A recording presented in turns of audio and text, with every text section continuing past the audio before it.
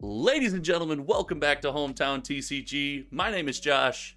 And I'm Ethan, back again. Dude, you got the intro on the first try. That is what we love to see. We got Ethan back, and we had such an awesome response from you guys in the community about the coaching vid that we did with Derek, where Derek was teaching me his Katsu build, that we're revisiting, and we are using the one, the only, the RTN Invite Levia player, Ethan, teaching me this Levia deck, going to give me some coaching. Ethan, you excited, man? Absolutely excited. I will say, this deck is still so underrated. I was hoping to see it absolutely pop off after we dropped our video, and I don't think enough of you guys picked it up, so we're back here to give you guys a look inside what it's like to really play this deck, get into some of the harder decisions, and really hoping that this can teach you guys a lot. Well, dude, I am stoked, and this is a deck that I haven't got the chance to get behind the wheel of, so it's another opportunity for someone with some awesome expertise to really explain lines of play, really explain how the deck plays to you guys out in the community. But let's get right into this deck right here. What's some of the secret sauce? What's some of the tech we should be looking out for here in this list? Yeah, so this list is my current iteration that I've been working on now ever since that top 4 finish at the RTN. So it's been tweaked up, definitely shored up a lot of the issues I had with it the first go around. So while this list is like 90% the same as the one that we went over in our last video, I made a bit of changes here and there. So in this list right now, you can see the core of it on the left of the screen here with all the sideboards on the right.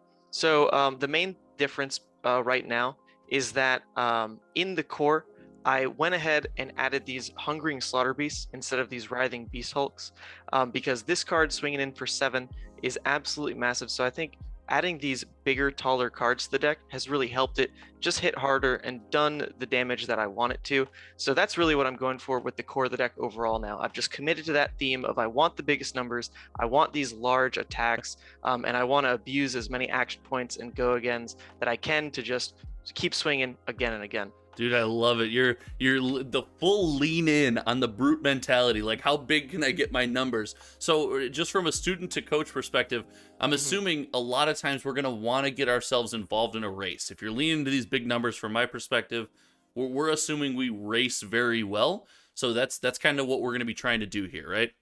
Yeah, so it's a bit different than a typical race. Something like a Chane versus a aggro Katsu matchup is going to be who has to block the least, who can just swing the hardest. But Levia doesn't have the luxury of just never being able to block. So even when I tell people that this is a deck that you'd like to race with, that doesn't mean you just don't block. You need to use every card in your hand super efficiently because you do need to commit some cards to blocking because that goes to then fill your graveyard, which will then let you pay the cost of some of your bigger things that require 3 in graveyard to banish. So there's this balance you have to play of being able to still swing big and optimize these hands for those turns while still letting some of that trickle out and be blocked with to fill graveyard. So it's not as straightforward as just I'll tank everything and swing back at you. The deck just straight up won't work that way.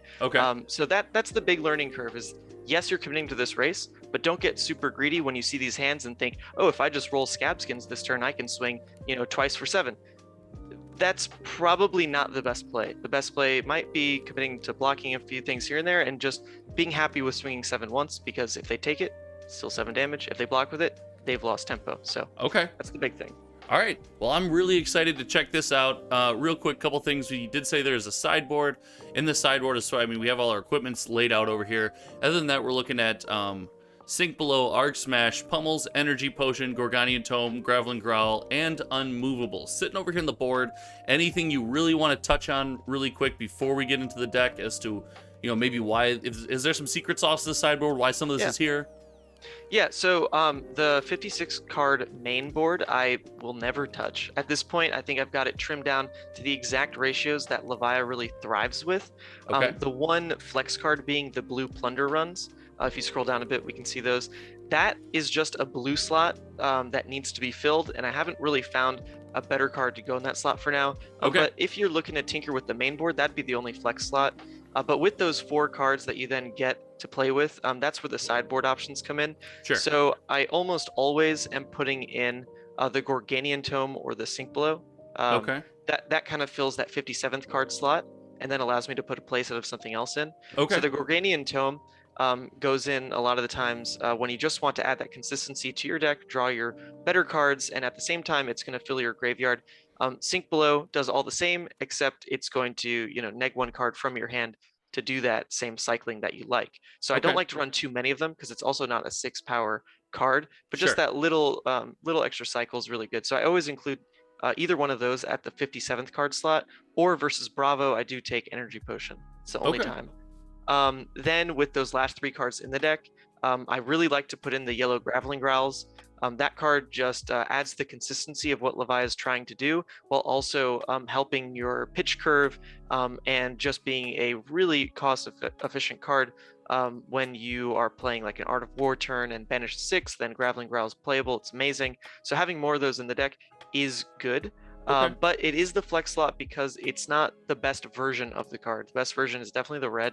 So versus something like Dorinthia or Bravo, I'm going to take the unmovables in that slot, versus something like Control Katsu or Saber's Bolton or like Tank Prism, I'm going to take the pummels in that slot in conjunction with Tunic, just to be more aggressive. And then of course Arg Smash is in there for dash, and that's kind of the general overview of the sideboard. Awesome. All right, man. Well, dude, I'm stoked. I loved the first video. We got a chance to work together. I mean, you and me chat all the time.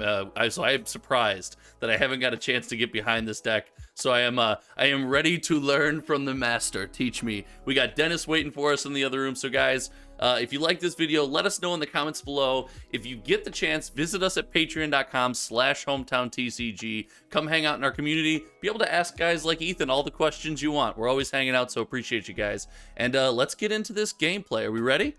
Absolutely, man. Sounds good. All right, dude, let's go. All right, guys, welcome back. As you can see, we're in here. We got myself, we got Ethan, and we got Dennis. Say what's up, guys. Hey, how's it going, everyone? I just wanted to see if you guys would talk at the same time. That was awesome. All right, so we have done a little pre-sideboarding. Ethan, do you want to go ahead and tell us about that real quick? Yeah, so I'm really happy we're showing off the Levia versus Chane matchup here, because I do think this is one of her better matchups if you play it perfectly and just don't get unlucky, which can happen. We'll see. So knock on wood there for a bit. So versus Chane, the main thing to note is that you're not going to run any Null Rune versus Chane. You're just going to take what is purely your most efficient blocking equipment. So you've got the Arcanite Skullcap, which is an extra 3 health. You have the Scab Skins, which is an extra 3 health, and of course an amazing card that can give you extra action points. You take the Husk because it's going to block 6, and it kind of equalizes the fact that they have a Husk. And on top of that, you're probably not going to end up taking the Blood Debt Trickle, whereas they are. So that's very important in this matchup, because all of those little increments of blood debt taken obviously gets you close to winning the game. So you want to basically use that as late in the game as possible when you are confident you can be turning off blood debt every turn. And then only weapons we run are claws, so they're definitely in. And then in the main board, we are taking Sink Below over Gorganian Tome, because this is a matchup where you do block a bit more than normal. And then we're taking the 3 yellow Graveling Growl in the main board as well, because we just want our deck to be as consistent as possible in getting these big damage turns out. So that just is a good card for that. All right, it offers us a little gas. We got ourselves a good opponent. We got a good deck going to this. Let's roll. Dennis, go ahead. Let's roll for priority. All right. Ethan, are we trying to go first here, or are we trying to go second? I know if we're an aggressive deck, I assume we want to go second. So this is interesting, because if you know your opponent is aware of what Levia wants to do, your choice, then you should always go first, because they are not going to attack blindly into you going second, and you won't be able to fill your graveyard. However, you don't ever really know how aware your opponent is of the strategy, so I like to just always go first. It's safe in that you can just start with an arsenal and trim your hand a bit with pitching for Mandible Claws. And if you draw things that don't need to banish from graveyard, then you can go ahead and try to gain some tempo that way. So I always choose first. All right, Dennis, we're going to go first. Let's shuffle up and let's go. All right, sounds good. Definitely an interesting choice for Levia. All right, so we're looking at a Plunder Run, Ghostly Visit, Dread Screamer, Boneyard Marauder here. Ethan, I mean... I'm very happy with this hand.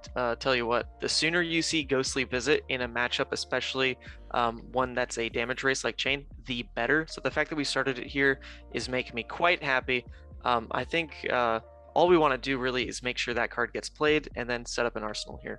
Okay. Are we looking? I'm assuming Plunder Run seems like an obvious arsenal target, although it's a blue. So I'm not sure if we're trying to hold that with this build with the ratios. Are we thinking? Are we pitching some gas for late game? Are we pitching the Dread Screamer? What are we doing? Yep. So I'd say for now, let's go ahead and pitch that Blue Dread Screamer to play the Ghostly Visit because it's one of these cards that's just not going to be that good right now. Whereas a Boneyard Marauder, if we do get to keep it in hand, who knows? Maybe we get to play it as early as next turn, and it is quite good. So I'm looking to just play the Ghostly Visit here to get it in graveyard as early as possible, and then arsenaling this Plunder Run. The Plunder Run in Arsenal is great because it helps you cycle cards to get closer to things like Blood Rush. And on top of that, the +1 damage makes your 6 powers that much harder to hit. Or that much harder for them to block, rather. 6 to 7 is a big deal. All right, so we're going Ghostly Visit for 4. Block 3. He blocks 3, take 1. All right, block 3, take 1. And then we will be done. So that seems good. We push through a damage. I would have been tempted to roll Scabskin there. Just to see if we could do something with claws. You know, that's viable. However, the risk of rolling a 1 when you really want to be getting that Ghostly Visit out of hand is just a bit too high for me. Because if you rolled a 1 there, you wouldn't get the Ghostly Visit in graveyard, and that's all you want to do with a hand like that. So I'm glad that we even got a damage through because that was all good.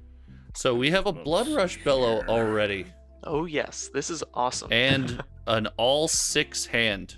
Here. Oh, it's beautiful. It's beautiful. Tell you what. Play Seeds of Agony. But we don't have a lot of gas in the graveyard. I'm gonna pitch. That's okay, because the thing about Blood Rush Bellows is that it's not contingent on banishing things from graveyard to pop off with. And at the same time, it is going to be filling your graveyard quite a bit. All right, so when you... Oh yeah, go ahead. We got Nebula Blades. I don't mean to cut you off. We just got Nebula Blade coming at us for 4. Just from what you were saying, I'm tempted to take this damage. What do you think? Absolutely. We're taking this damage here. Our hand is perfect for Blood Rush because we have the pitch blue, Blood Rush into a 6 discard. So we're keeping that every time. All right. We're taking 4 here. Okay. So what were you saying? I did not mean to interrupt you. Yeah, just that Blood Rush is going to fill up your graveyard by 2 alone because it's going to be Blood Rush plus the card you discard. So when we're looking at a hand like ours right now, that's the perfect number. If we can hit 3 in graveyard to potentially play that Boneyard Marauder as that last attack on this Blood Rush turn, that's amazing. So we do want to be discarding the Graveling Growl over Boneyard, but a bit of variance here, so we'll just see what happens. And of course, we're drawing 2 extra cards as well, and maybe more with Plunder Run. So there's a lot that we don't know that's going to happen yet, but going into this turn, I'm pretty happy with our hand. All right, let's give it a go.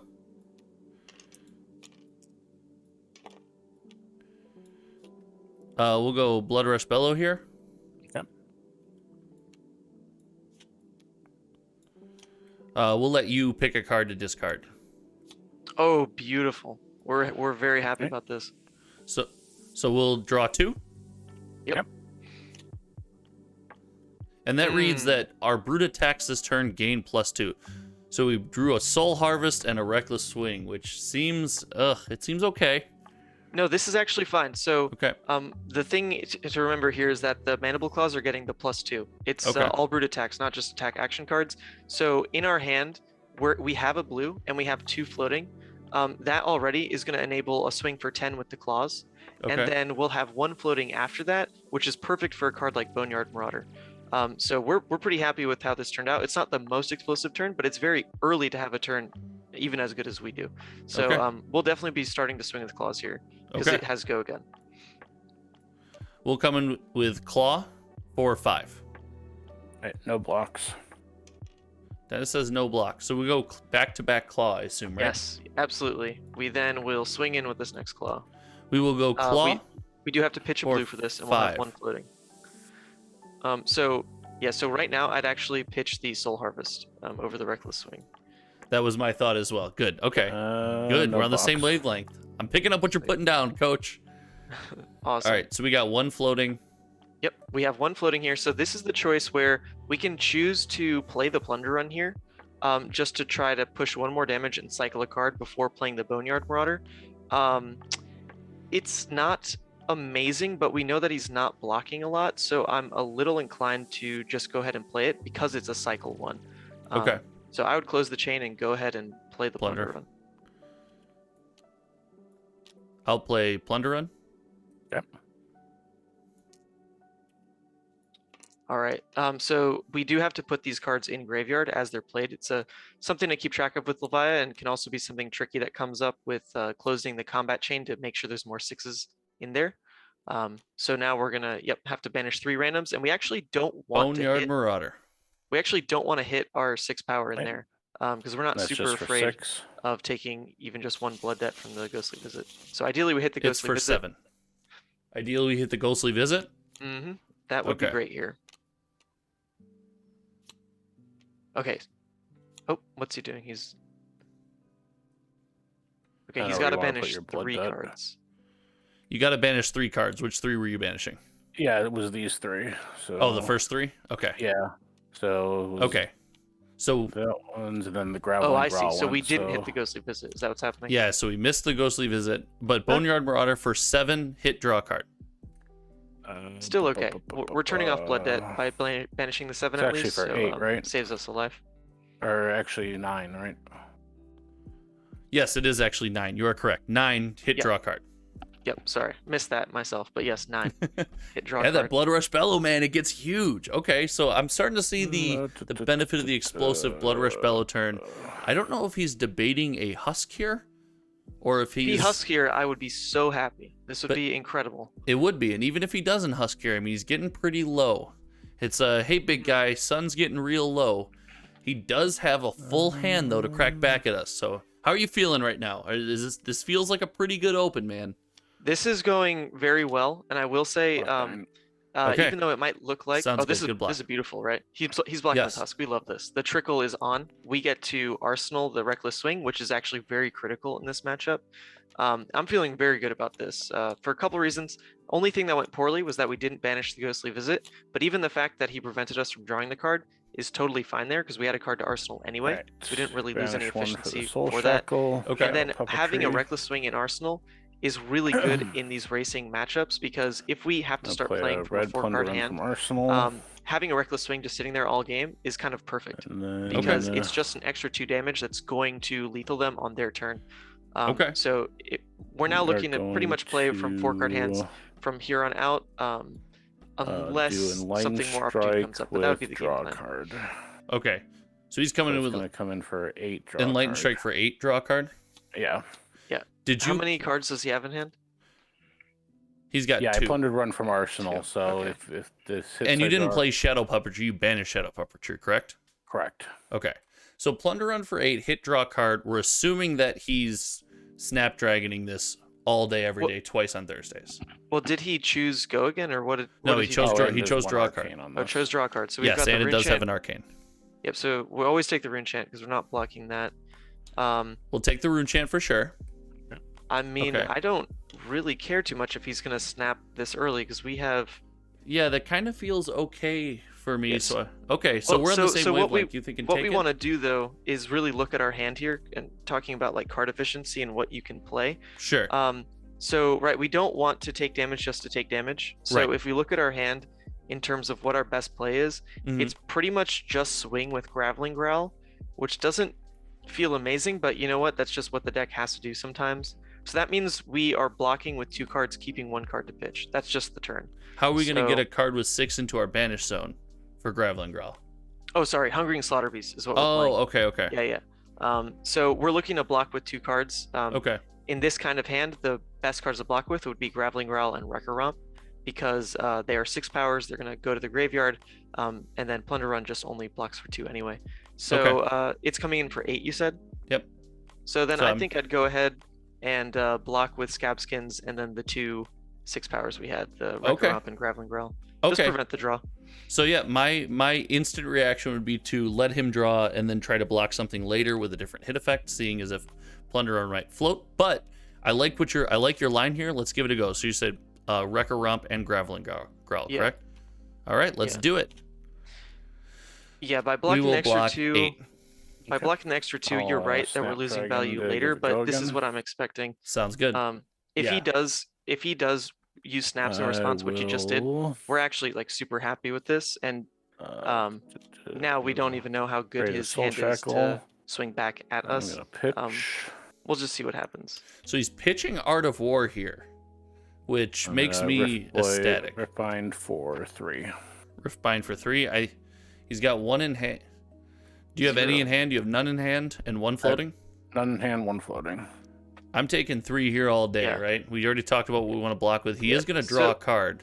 Yeah, so the other option we have now is, do we want to go ahead and block with Hungering to then just swing back with Claw, really denying him a turn that he hoped would be big, because he even committed snaps on this. Sure. The other thing is take 3, he draws something and arsenals it, and it could be bad. I think I kind of like those better. But what if he doesn't arsenal it? My thought process is he's going to draw something and swing at us with Nebula Blade for 4 hit, make a rune chant. Oh, did he Soul Shackle? Is that? Yes. Oh, it has go again then, yeah. You Soul Shackled on the Riftbind, correct? Yep. I did. So blocking this out does turn off almost everything this turn. Yeah, I do like blocking this then. I forgot I had to go again. So in that case, we're going to take an off turn, but we only have the 1 blood debt. So we're taking 1 damage to just turn off his big turn. And then we are still swinging with claws for 3. Okay. So I don't hate it. The other thing we could think about here is actually using the Reckless Swing, because whatever card we have can then be Arsenal, and both of those are not terrible to Arsenal. I think I'm more inclined to just block through with Hungering, though. I think so too. I agree with that line, and I think that was your first inclination. Let's go with it. Yep. Well, block 3 here on the Riftbind. Okay. Sweet. And he's going to start taking damage to Carrying Husk as well. So we like this. All right, we're looking to pitch, and then you take 1 from Husk, correct? Yes. And then, all right, and then we will... Yep, our turn's super simple here. Mandible Claw for 3. The one thing that would have been awesome is if we banish Ghostly Visit. No block. It's so good to just swing Ghostly here, right? Yes. It would have removed 1 blood debt from the banish zone, and started to fill our graveyard again. So we did get a little unlucky. We're losing out on a damage here, but it looks like he's taking it, so it's all fine. You say no blocks? No block. All right, take 3, and we'll go to end. Okay. So we are going to take 1 blood debt, though. And then you'll which take is 1 not blood debt. Yep, we take 1. Okay. All right. All right, Ian, so far so 2. good. And Out of War and a blue Riftbind. I feel like we've seen this hand before, Coach. Yes, sir. I feel like I've seen it before. Yeah, this is another great draw. The only thing better would have been if one of these cards was Beast Within. Okay. But we're absolutely going to try to keep this again. We are going to might have to crack Husk, depends how good this return is. Did you see what he pitch banished? to create a rune chant. The only thing he banished that's playable is the blue Riftbind. It looks like he banished an Art of War and the blue Riftbind. Oh, we're totally fine here. We might just eat everything. So he pitched to make a rune chant. Soul Shackle. That to me says he's got something like a Rip Through Reality for 1 physical and 3 arcane. So he's coming at me for 4, 1 physical, 3 arcane. And you did make a Soul Shackle here? I did. All right. I think we talked about this. We're just taking 4. We're just taking it. Yep. Take 4. Okay. And he does have Gogan and 1 card left, right? Yep. All right. Well, it's probably just the Riftbind for 1 if he wants to not take 2 damage this turn, which is not scary. It will pitch. Yep, pitch. And I'm just gonna swing with the Riftbind because I don't want to take the blood debt. We so take just this. 1. Take 1. Okay. All right, that seemed Arsenal. that seemed ideal for us because definitely. We'll take now 1 we're- from the Husk. we're coming back over the top here. So we Absolutely. I'm assuming, let's not overcomplicate this. Pitch Dreadwood Rumbler to Blood Rush Bellow, correct? Yep. Every time. All right. Once again, we're hoping that we discard the Graveling Growl, because it's not playable for the most part on these Blood Rush turns, because you do have to banish something. Right. It's better on your Art of War turns. Endless Maw is so good to play on these Blood Rush Bellows turns, because it goes up to 11, which is just nuts. But that's okay. We'll see what we draw here. Maybe it even is an Art of War we can go off. So we do have 2 floating, something to remember. All right, so we drew Pulping and Eye of Ophidia. And Pulping is draw a card, then discard a random card. If a card with 6 or more, this card gains Dominate. If it's defended by less than 2 equipment, it has Go Again. So we have... So our claw, we're going to want to go claws here again, right? Yep, we do lead with claws here because we do want to play Pulping, But the eye we can... don't want to do that first, right? So that means Right. we need to spend the 2 on mandibles and then go with pulping. Okay. I'll go claw here for 5, no more floating. And I then will take 5. I can almost guarantee that pulping has go again. Mm-hmm. Oh yeah. Versus these aggro decks, it almost doesn't matter what you discard because they don't want to block it. Sure. And go again becomes so strong. So this is when I would suggest you actually play the pulping next, not the claws. Really? Yeah, Okay. because you're gonna get the opt anyway to guarantee that you are discarding the 6 for dominate. Okay. And then your opponent also won't know what your floating resources are going to go to. Okay. If you commit with the claw first, Then he knows. they know that your turn is kind of ending. Oh, after that's true. another attack. Yep. And we don't have enough floating. Yep. I'll pitch Yep. I to play pulping, so I'll do the opt 2 real quick. Sure. So we got a Blood Rush Bellow. That's amazing, but we don't want to draw it. Oh no. Ooh, this is risky because it'd be amazing to draw into a 3rd Blood Rush. That's absolutely nuts. We want that to be that 2nd card. Sure. But then that means that we're going to draw the Reckless and might discard it, which I still don't hate. It's a little unfortunate, but if he doesn't block it, we can still pitch the Graveling Growl to swing with claws for 5. Okay. That's if he doesn't block it. So I think because we are so ahead on tempo and see this 3rd Blood Rush, and it's so close to our hand again, I'll take the risk and draw the Reckless swing here. Okay, so leave the Reckless on top and leave the Yep. Blood Rush second. Yep. We'll put him back in that order, and then I'll draw. Yep. So now pulping is discard a random card, right? Yep. So All right, I'm going to Dennis put these will out and choose shuffle here. them, and then I'll let you choose. Sure.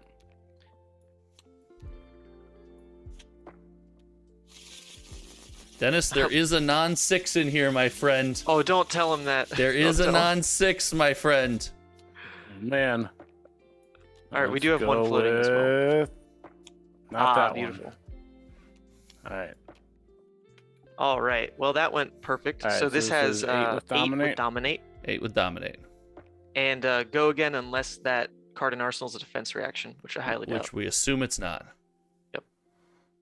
I'm with you. I also assume that it's not. 8 with dominate. And you have 1 floating right now? Yes, 1 floating. See, so then- by doing it this way, right, he's a lot more scared. You've got the 1 floating, you've got Yep. this card in Arsenal, you've got a card in hand, and you have a weapon. Yep. So now he's freaking out. What is this next attack? We know it's just going to be claws, but I'll tell you what, once again, if we had Ghostly Visit banished, what do you do with the claws go again? Could have been a Ghostly. Exactly. So, wait, okay, yeah. That's we've now lost about at least 4 damage, not 8 Block 5. this game, by Okay. not banishing it. So there's luck in this deck for sure. Sure. But so far things are going well. He's blocking 5. All right, so take 3. Yep. And then we're just pitching to claw, right? Yep, absolutely. All right, I'll swing claw for 5. Sure. Take 5. And then we're passing, I assume, right? And then pass. Yep. So we know we got a Blood Rush Bellow coming. Which yes, is and that's a big deal. Because absolutely we still nutty. have Husk. 3 banishes. Oh my god, can it get more perfect than this? this Why don't I draw like this when I play This- this deck, Josh? Those Oh are my goodness. terrible It's- banishes. dude, it's the banishes, man. I'm so sorry, Dennis. Yeah, you get 2 Blood Rush Bellows, and I can't get any banishes. He said we got 2 Blood Rush Bellows. Oh, Dennis, when man. you watch this back later. Yeah, Oh yeah. Oh no. that is not good. But this is the content creator draws.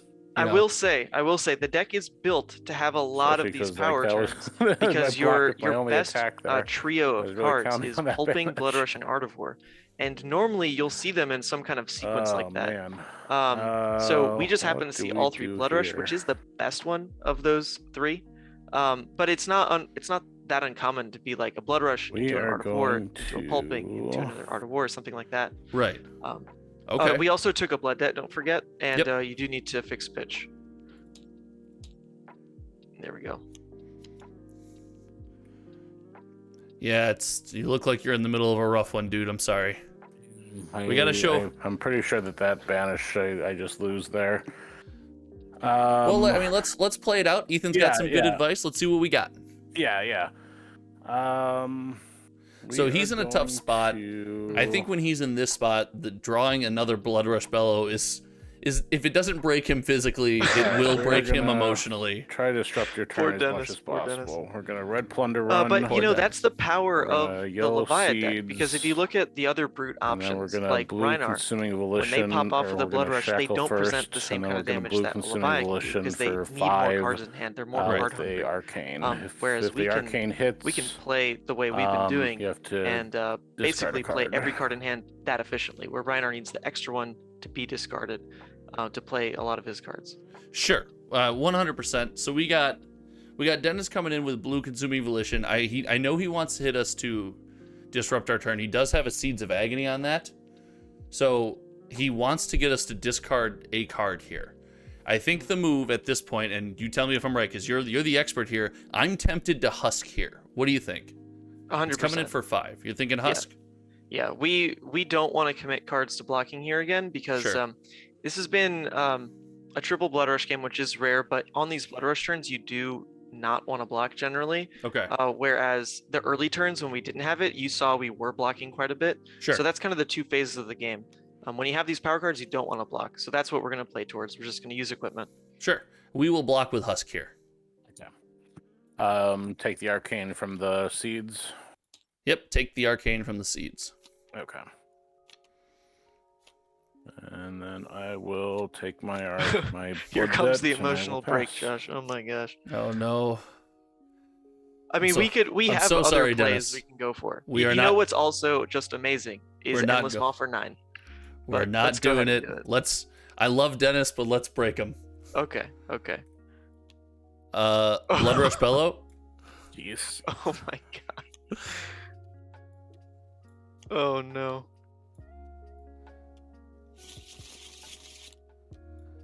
Dennis, there is a non-6 here.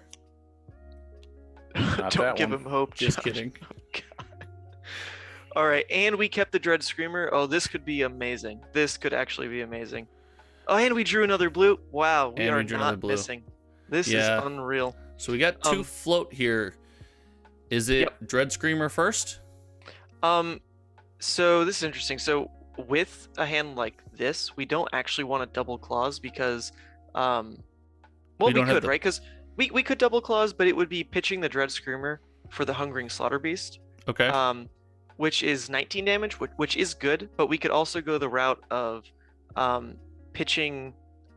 What do we have? 2 floating right now. 5. Mm-hmm. That's 4. No, okay. So actually, the other line doesn't work. I was going to say we could play Dread Screamer, Hungering Slaughter Beast, Claws. We're going to be 1 resource short for that. So the best play is still Claws into Hungering Slaughter Beast. Okay. So let's just go for that. Do we have enough pitch for that? Claws. Hungering Slaughter Beast costs 2. We have 2, 3. Oh, we'd have to pitch the Screamer? Yep. We're going to end up pitching the Screamer, but it's fine. We're being card efficient with our hand. Claw for 5. None float. We haven't had to roll Scab Skin once yet. I guess when you draw guys out in YouTube land, 3 Blood Rush Bellows might be slightly unfair. Yeah. It's unfair. Go ahead, take 2. It's unfair, but I'm hoping that next turn we maybe see like an Art of War, so I can help you out here with some of the more complicated power turns, because Blood Rush is pretty straightforward, but Art of War can be a bit tricky. Same with Pulping. Claw for 5.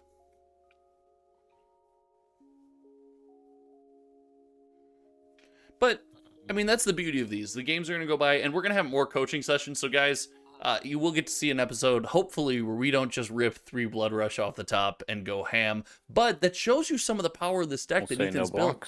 It can rip 3 Blood Rush off the top and just go nuts. Exactly. And if you look at... All right, no blocks. Go to 3. Yep. Oh, goodness. He's going to hate this. Yeah, so we pitched the Screamer. And we swing 9, and we banish 3, and probably turn off Blood. Swing 9, and then... Yeah, it doesn't matter. I've got 6 block total in hand, so even if I block out... Okay, you're stuck with non-attack actions? Okay, yeah, so I've been talking to Ethan, and he was saying this game has been absolutely nutty. I mean, we ripped 3 Blood Rush Bellows right off the top. Guys, I feel like John Wood. I feel like John from Hometown TCG. Is this what this feels like? This game that is was easy. crazy. So Ethan, what do you think? Any final thoughts on this round here? Yeah, so even though the game didn't go super long, I will say the Chane matchups can really be this easy. It doesn't have to be triple Blood Rush. It can also just be the one Blood Rush that really sets the game in your favor. Because if Okay. you look at how early Dennis had to use Husk here, that's really what it comes down to a lot of the time for Levia Right. versus Chane. And I think the addition of a card like Plunder Run makes it so that to defend those really tall hit effect numbers, that Okay. just incentivizes them to block with that Husk even earlier. And that's exactly what came up this game. So I'm glad we got to show that off because it's one of the strengths of Plunder Run. Sure. But overall, this deck really just starts to slam your It- opponent. And if you look at how many cards we had engraved there, I think we had about 10, right? Yep. So we only ever played one card that banishes 3, which Yep. a lot of people think is like the core of Levia. You Yes. have to be playing around, filling your graveyard, banishing 3, turning off Blood at every turn. But if you look at the game right now, we had 10 cards engraved. We only had 2 Blood Debts banished, and one of them was the Husk. So we're not really playing into that strategy of running a bunch of Blood Debt, banishing them all, because honestly, it's a bit too risky. Okay. If we just play this more general aggressive brute strategy with some of the generic brute cards that work really well, like Pulping and Blood Rush Bellows that we've seen this game, along with some of the more unique power cards that Levia can use, like Art of War. Sure. All those enable cards that don't banish 3 from your graveyard. So like the Graveling Growls that you can play off Art of War. Right. It turns on all that stuff. It's amazing. So That is sick. I'd say That's if so people cool. experiment a bit more with the ways that Levia can be played and not so committed towards this idea of banish as many things as possible, get as much blood debt in there, and then live dangerously. You don't want to do that. Okay. You want to play it safe, and this build plays it very safe and still hits these crazy high numbers. I mean, we just swung 19, feels so good. It does. Um, Well, guys, so, that was insane. That was wild. Dennis, thank you so much. Ethan, big shout out. Do you have any articles you've written anywhere people can follow you other than the Hometown TCG Discord? Yeah, so I've actually been inspired recently to go ahead and make some of my own content for Levia. I know a lot of you guys have been finding me on Discord, hitting me up with a bunch of questions, and I love to answer everybody, but sometimes a video can just make it that much easier, as the guys at Hometown have found out. So I did start my own channel, just one deck tech out, and it is this Levia deck. So if you really liked what you saw today, hopefully you can give that a look, and we'll have the link to that profile in the description. Yeah, absolutely. We'd love to throw that link in here. We appreciate you hanging out with us. And Dennis, as always, we appreciate you so much. Thanks for taking the time. And I mean, you guys know how this goes. Until next time, my name is Josh. And I'm Ethan. Oh, I got him to do it at the same time because they can't hear each other. Oh no! And we'll see you guys around. Everyone take it easy. All right, bye guys.